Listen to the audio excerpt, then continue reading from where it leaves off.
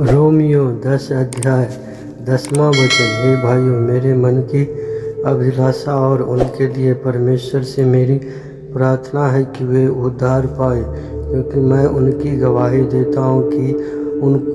उनको परमेश्वर के लिए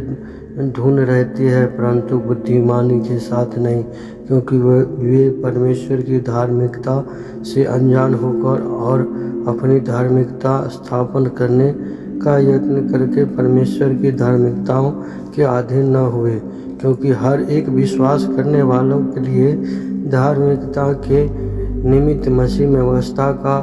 अंत है, क्योंकि मूसा ने यह लिखा है कि जो मनुष्य उस धार्मिकता पर जो व्यवस्था से है चलता है वह इसी कारण से जीवित रहेगा, परंतु जो धार्मिकता विश्वास से है वह यो कहती है कि तुम अपने मन में यह न कहना कि स्वर्ग पर कौन चढ़ेगा, अर्थात मसीह को उतार लाने के लिए, या गहराव में कौन उतरेगा, अर्थात मसीह को मरे हुओं में से जिलाकर ऊपर लाने के लिए, परंतु वह क्या कहती है, यह कि वचन तेरे निकट है, तेरे मुंह में और तेरे मन में है। यह वही विश्वास का वचन है जो हम प्रचार करते हैं कि यदि तू अपने मुंह से यीशु को प्रभु जानकर अंगीकार करे और अपने मन से विश्वास करे कि परमेश्वर ने उसे मरे हुओं में जिलाया, परमेश्वर ने उसे मरे हुओं में से जिलाया, तो तू निश्चय उद्धार पाएगा। क्योंकि धार्मिकता के लिए मन से विश्वास किया जाता है और उद्धार के लिए मुंह से अंगीकार किया जाता है, क्योंकि पवित्र शास्त्र यह कहता है कि जो कोई इस पर विश्वास करेगा वो लज्जित न होगा।